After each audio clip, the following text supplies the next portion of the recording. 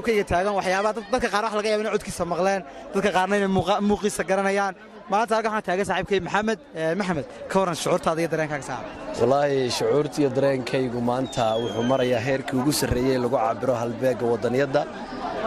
waxaa galabta halkaynooga qabsoomay bandhig faneed caalamiya oo hobolka caanbaxay ee maxamed biiki halkaynoogu qabtay isagoo ka jawaabaya doonitaanka iyo shucuurta iyo dareenka wadaniyadeed ee jamaahiirta isaga taageersan sidaad adiguba arkaysay dadka ka soo qayb galay waxay ahayn dad xamaasadaysan calankay lulayeen waxay muujinayeen inay ku faraxsan yihiin oo ay la dareen yihiin fannaankooda iyagoo ka falcelinaya si kasta ama habdhaqan kasta oo foolxun oo meel kale lagagala dhaqmay biike waa garab taagannahay waa taageersannahay waxaynu ka mid nahay innagoo kumanaan iyo malaayiinba dadka taageersan maxamed biike waad mahadsantahay aad iyo aad baa mahadsan tahay dadkaana maxaad leedahay laakiin aad oran lahayd maxaad dareensiid oran lahayd wixii ka soo qabsaday aad la ogeyd ee kaga soo dhacay Kenya waa mahadsan yihiin horta dee biike dadku iyaga u baahan ee isagu uma baahna dhegaysiga maqalka iyo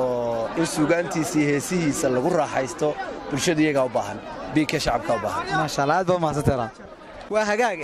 runtii maanta dadka shucuurtooda aad bay u kacsan tahay kolley maanta waxaa halkan la jooga suxuufi runtii aad bulshada Soomaaliyeed aad caan uga ku soo dhawo magacaaga ku bilaabay bismillaahir rahmaanir rahiim magacaygu waa Axmed Shire waa salaamaya idinka iyo dhammaan dadka halkan ku sugan iyo fanaan Maxamed Biiko oo maanta halkan bulshadiisa inuu showgan ugu qabto ugu talagalay maanta runtii maanta waa maalin dareen oo farxad leh maadaama intaas oo boqolaal oo kun oo qof isugu yimaadeen taasi waxay muujinaysaa sida bulshada Soomaaliland ay yihiin qaar wada jira sida bulshada Soomaaliland dadkooda isu jecel yihiin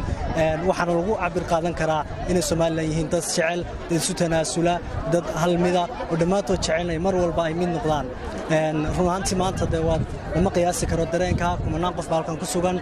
Maxamed Biike oo ka mid ah fanaaniinta aadka lagu jecel yahay balse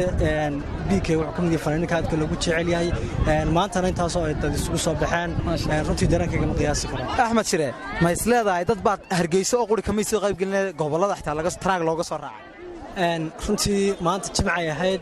iyadoo awal marka hore dadku ay magaalada inta badan ma jireen gaar ahaan dadka hawlaha shaqo ka iyo magaalooyinka kale gobolada kale Soomaaliland laakiin Hargeysa u dhashay kole internetda waxa la oran karaa qaarkood baa uga soo safray magaalooyin kala duwan asxaaban anigu garanaya qaarkood Berbere iyo Boorame ka yimaadeen runtiina fanaan loo soo safray weeye inta ayeen ka badanna uu mudan yahay baan oran karnaa ma sha Allah aad iyo aad baa mahadsantahay walaalo وحقاق رقم تاجر صاحبك عبد الرزاق منصور بروك ام بيست كبرمان عبد الرزاق اصحابته حلال هذه الموضوع سدي وقتينا نوغورتن halkan waxa garabkayga jooga saaxiibkay Cabdi Saaq oo kameramaanka waa Mansoor Median Mansoor dani wala sidii garan ma shaqada ka ahay wala adigu wadun waxa dadka kamarta dabada taagan caan ma noqdaan badan aan islaaha laakiin si aad iyo saaxiib salaam yaadina ayagana aad iyo salaam leeyahay